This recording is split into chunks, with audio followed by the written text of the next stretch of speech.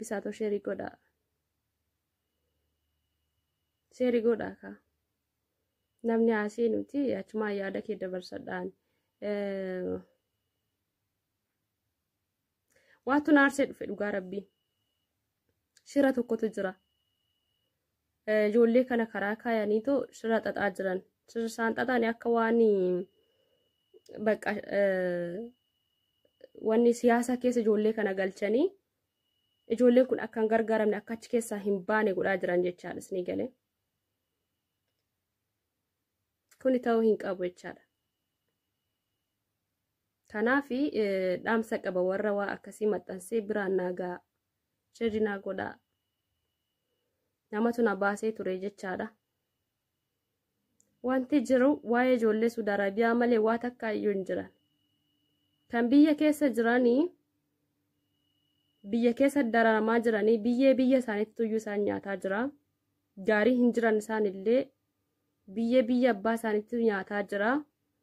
Garuu biyya ormaatti biyya ormaa isaan hin nyaatini gaarii miti yoo galan illee bar. Haa ta'u garuu bishaan biyya ofii dhuganii haa du'anii biyya ofii galanii jechaadha. Kanaa dhufu baga nagaan dhuftanii dura seenee ture warri haaraa mana argaa jirtan namootatti bilbilina baasee osoo yaada kiyyan dabarsatanii sheerii godhaa.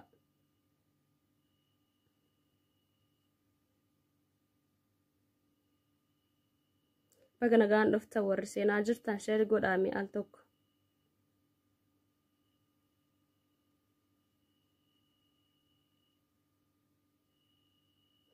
Saniif sagalee tokko taanee ijoollee kana gara biyyaa galchuu qabna jechuu barbaadeeti.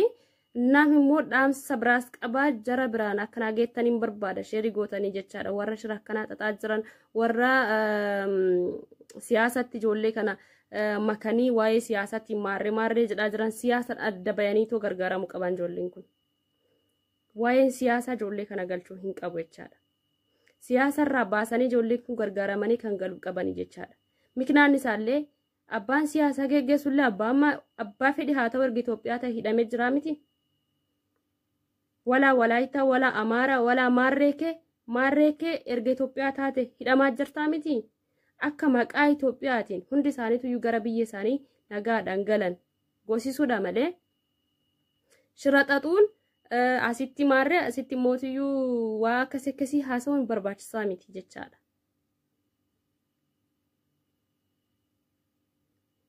Kan biyya keessatti hin baasne intiniin keessan siyaasni keessan kanaafuyyuu siyaasa keessaa ijoollee kan adda baastanii gargaaruu qabdan jechuu barbaadeeti guys.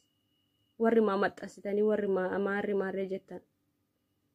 Kanaaf waa baay'een dabarfachuu barbaada jechuudha. Warri maxxansaa jiranillee akka Oromoon bichaan achi keessatti hidhaa jiranii maxxansaa jiranii. Kanaaf afaan Amaariffaatiin itti himuun barbaada. Sheerii naa godhaa. Sheerii godhaa kaa. Achi booda warri yaada qabdanillee seentan waan ta'eef sheerii naa godhaati yaada kun dabarfadha. Baay'ee namatti dhaga'ama. Yaaddanii beektanii mana keessan keessatti iddoo jireenya keessaniititti uffata har'a kaawwattan boru kaawwachuu ni dandeessu. Mee dhugaa dubbanna osoo waliin somne. Uffata har'a kaawwattan boru kaawwachuu ni dandeessani. Nyaata har'a nyaattan boru nyaachuu ni dandeessani. Nyaata yoo wal qayyartanii nyaattan malee isin dabbara. Achitti garuu uffata guyyaa san qabameen waggaa lama achitti hidhama waggaa tokko achitti hidhama. Kana jechuun immoo isuma du'e sanuyyuu wayyaa jechaadha. Kan jirurra isuma du'e sanuyyuu wayyaa jechaadha. So kana jechuun immoo akka namaa yoo taate baay'ee sitti dhagahamaa jechuudha. Kana jechuun immoo baay'ee nama gaddisiisaa jechaadha. Ilmi namaa tokko tisheertii gaafa san otoo hojjetu yookaan osoo rafu qabameen achi keessa jiraata jechuun baay'ee nama gaddisiisa. Soorata gahaa hin argatan, bishaan gaarii hin argatan, nyaata gaarii hin argatan. Sini galee iddoo ribaa gaarii hin argatan. Qaama isaanii argitanii jirtan jedhee yaada garuu jechaadha. Kana jechuun nama maraachisa jechuudha. Wallaahi laazim ani akka Oromootti dubbachaa jira malee Saudi Arabiyaa keessaa firaasiin qabu waa takka achi keessaa hin qabu. Garuu Oromoo baay'een beeka achi keessa. Akka Oromooti ijoollee Oromooti baay'inni achi keessatti karakkachaa jiru ilmaan Oromooti.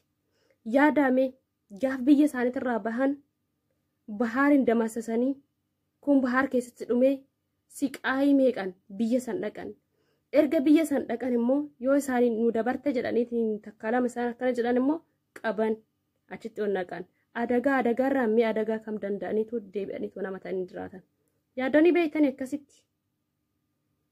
Kanaaf ijoollee Suudi Arabiyaa siyaasa keessa odoo baastan ani baay'inatti tola jechuudha. Warri siyaasa fayyadamtanii ijoollee kan achi qaxxaa jirtan akka Oromoon bichaan achi keessa jirutti qaxxaa jirtan sirriidha. Ilmaan Oromoo bakka maraa jirti. Sirriidha. Oromoon dachee kanarra jira. Bakka jiru maratti Oromoo baay'ee sirriidha. Bakka maratti Oromootu iyyuu dhuma sirriidha. Baay'ina waan qabnuuf immoo iyyuu dachee kanarraa dhumuu hin dandeenyu. Warri fixutti jirullee fixuu hin danda'u guys. Kanaaf baay'annee dhumuu dhabne malee alaaf biyyaaf biyya alaatti illee dhumaa jirra. Garuu Oromoon galaana. Oromoon bishaan bahar kana hin dhumu jechaadha. Haga fedhe hin dhumu jechaadha. Haga fedha yoo fixaanii fixuu hin danda'an. Haga fedhe. Kanaaf dhumuu dhabne sirriidha. Oromoo baay'eedha. Garuu Oromoo bichaa miti kan amma rakkachaa jiru. Baay'atullee xiqqaatullee ilma Oromoo qofaa miti jechaadha. Kan biyya achi keessatti rakkachaa jiru. Kan hidhatti rakkachaa jiru. Garuu akka Oromoo bichaatti fakkeessanii maaliif shira irratti xaxan? Maaliif siyaasa fayyadaman? Uummata kana siyaasa keessaa baasanii gargaaruu qaban malee maaliif siyaasa fayyadaman? Ijoollee Suudi Arabiyaa siyaasa keessaa baasaa.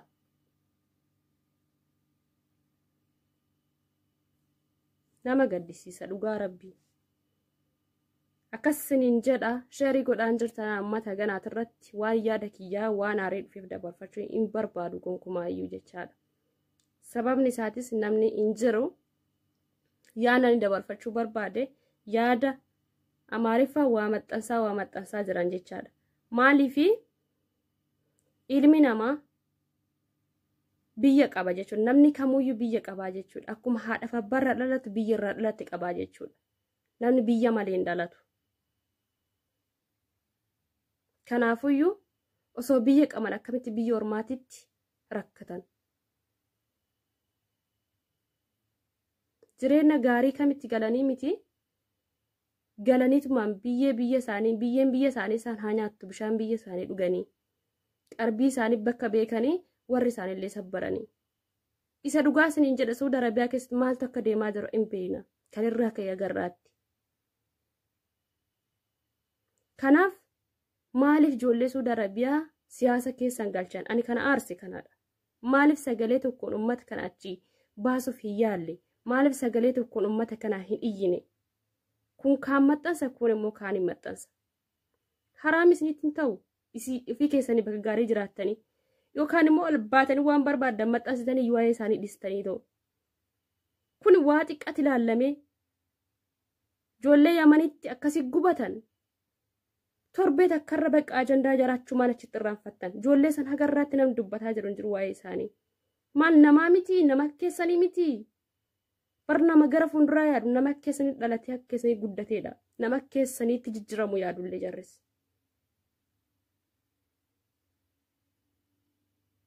So obboleeyyan keessanii yaaduu qabdan jechaadha. Dhugaa Rabbi baay'ee aaree dhufe jechuudha. Barreeffama argii dubbisee akka badaan aaree jechaadha. Akka badaa. Saniif sa'aatii illee deemnatti fakkaate sheerillee godhaan jirtan namni seenne dhiifama guddaan irraa nan baafadha. Nagaan naa tura. Ijoollee Suudi Arabiyaa Rabbiin guddate isin haa eegu. Rabbiin guddate isin bira haa jiraatu malee akka namaatti isinitti muramee jira. Akka Rabbiin tokkichi isin haa baasu biyya san keessa. Rabbiin isiniif isaan gara haa laaffisu. Isaan warri Itoophiyaallee waa'ee keessan dubbataa hin jiru isinitti murteessanii miti. Rabbiin tokkichi rakkoo san keessaa isin haa baasu. Kan hidhamee jira. Yaa saba kan hidhamee jira. Kan bakkee jiru irriba isaa dhabee jira. Eessan nyaata gaarii nyaatee jiraata. Eessan hojii isaa hojjetatee jiraata. Kan bakkee jiru. Kan hidhamee iyyuu silaa'uu rabbii isaatti bu'aacha taa'ee. Akkasii yaaddanii beektanii.